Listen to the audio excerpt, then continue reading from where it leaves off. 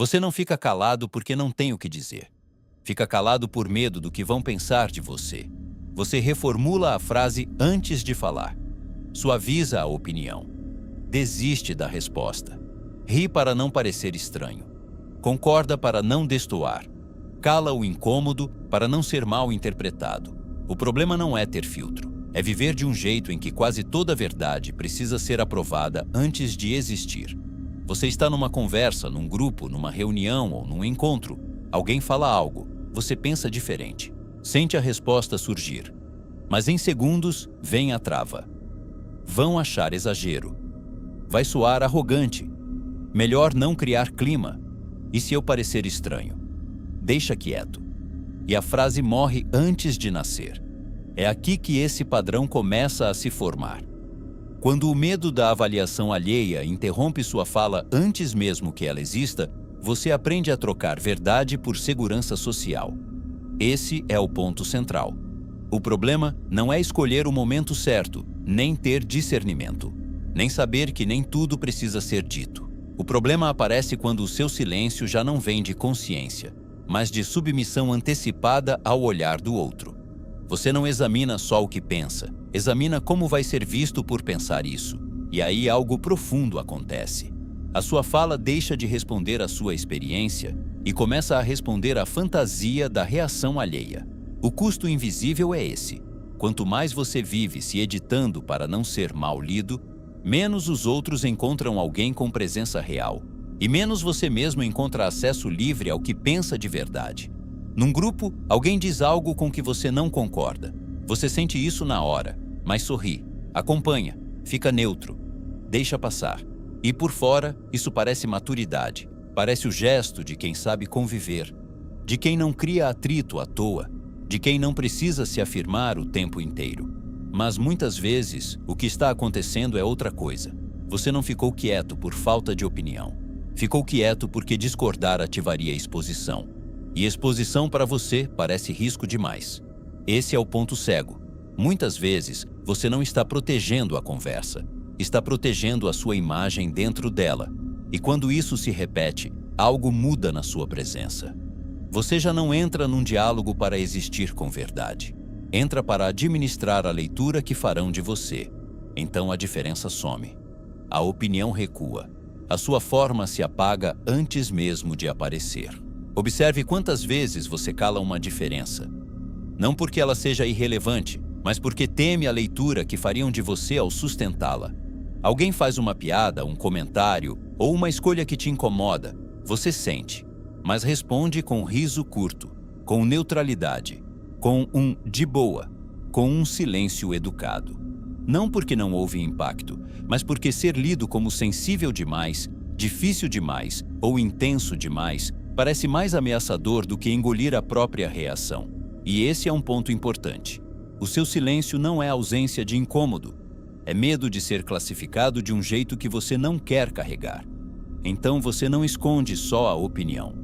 Esconde a reação, esconde o desconforto, esconde o limite, esconde a diferença entre o que sentiu e o que deixou aparecer. E aos poucos, o seu sistema aprende uma regra perigosa. Até o incômodo precisa passar primeiro pelo filtro da aceitação social. Só depois vem a pergunta sobre o que realmente aconteceu em você.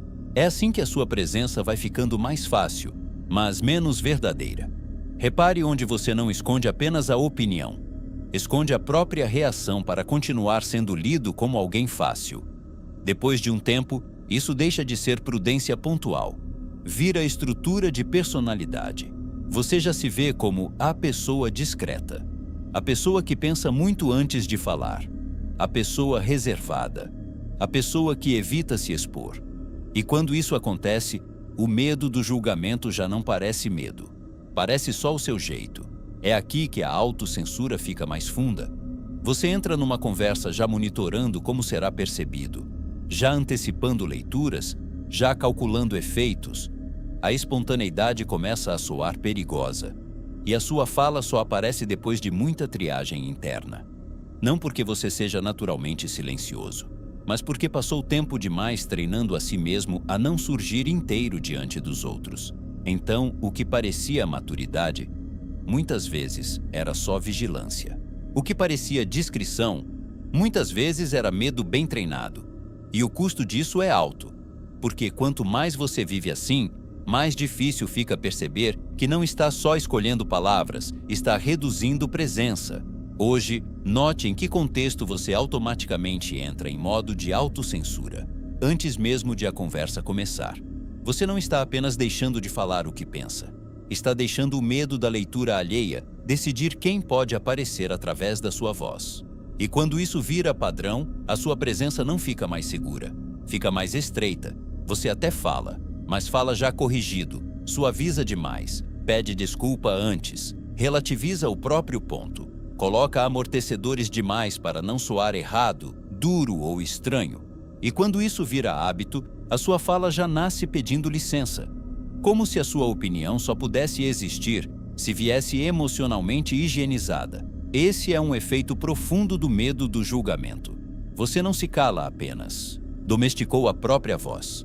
E isso não aparece só em discussões, aparece em reunião, em amizade, em relação, na família, no trabalho, em qualquer lugar em que a sua prioridade deixe de ser verdade e passe a ser aceitabilidade. O problema então não é apenas o silêncio, é a versão domesticada da sua fala. Aquela que já sai corrigida antes mesmo de existir inteira. Aquela que tenta controlar toda a leitura possível. Aquela que prefere parecer segura a correr o risco de ser verdadeira. Observe onde você fala não a partir do que pensa, mas da versão mais segura do que pensa. Depois de uma conversa, ela acaba por fora, mas continua por dentro. Você volta mentalmente para o que disse, para o que não disse, para o jeito como pode ter sido lido, para a possibilidade de ter parecido estranho, inadequado, intenso, arrogante ou tolo.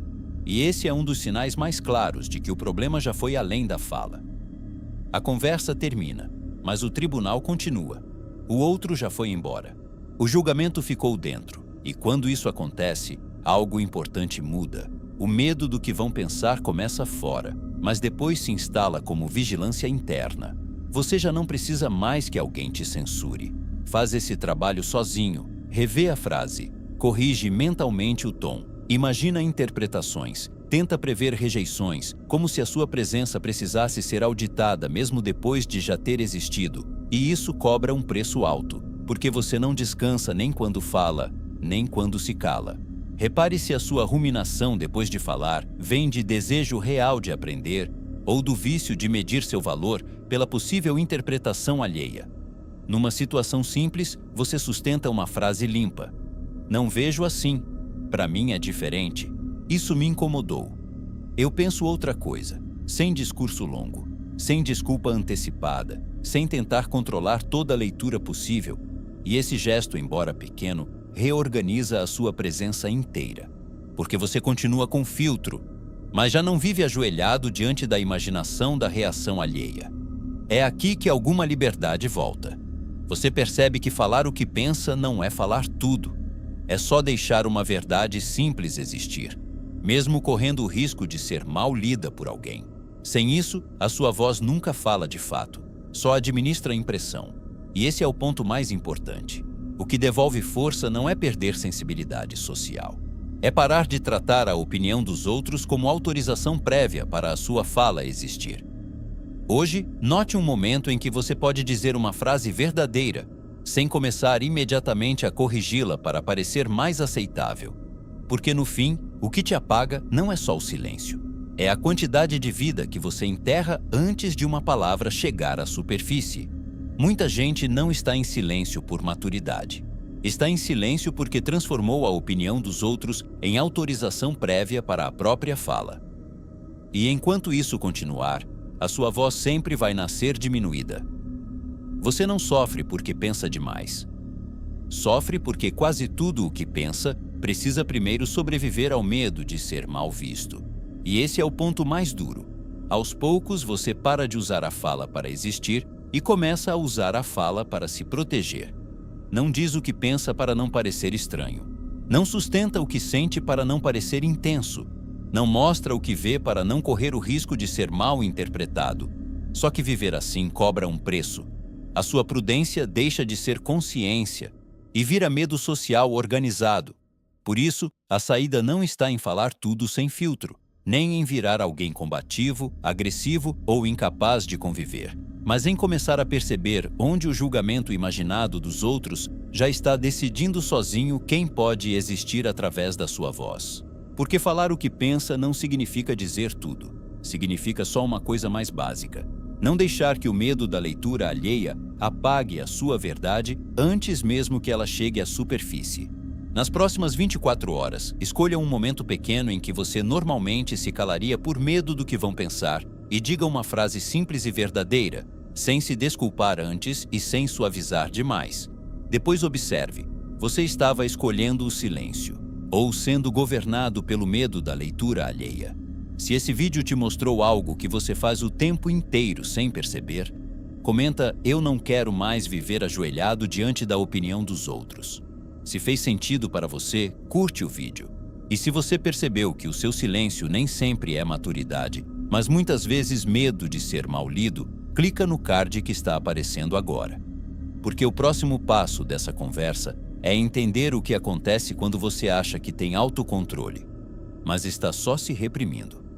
E se você quer continuar aprofundando esse tipo de reflexão, se inscreve no canal.